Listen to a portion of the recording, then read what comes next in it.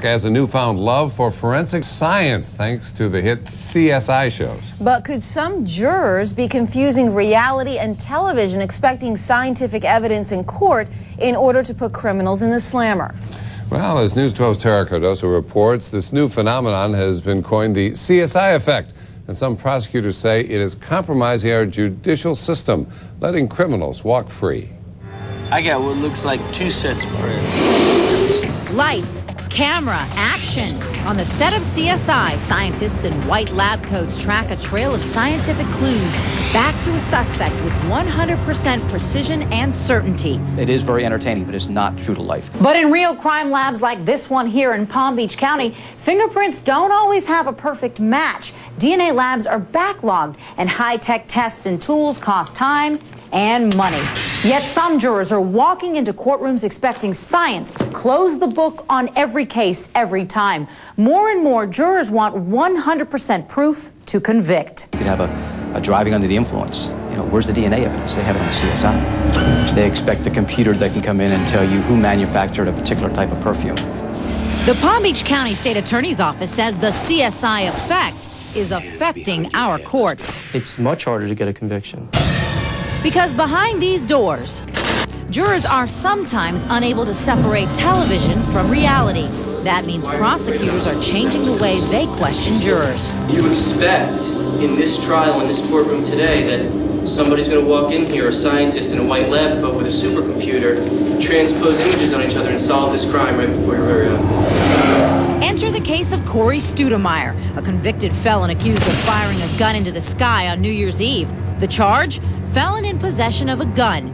No drama, just real life. During this jury selection, prosecutors eliminate any jurors biased by their favorite shows. And you have to let the jury understand that just because you touch something, it doesn't mean your DNA is going to be there. Just as this former juror, Evelyn Fountain. I watch all of the CSI programs, and so I was waiting to see what was next.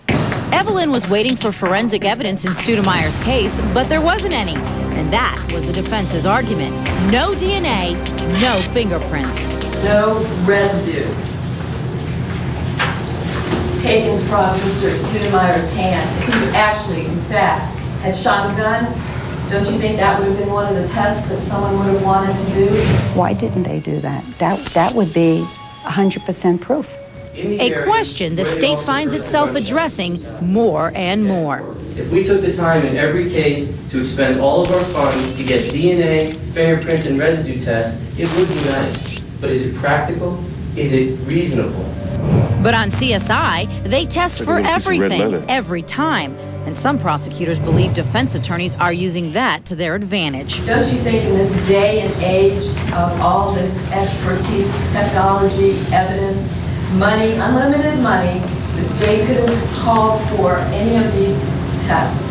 It's much harder to convince a jury now that where 99% of them have seen these shows to convince them that this really did happen without the proof of DNA or fingerprints. But some would argue it's a valid argument. The DNA tests have come back years and years and years later and shown that the person in custody is really not the person who committed the crime.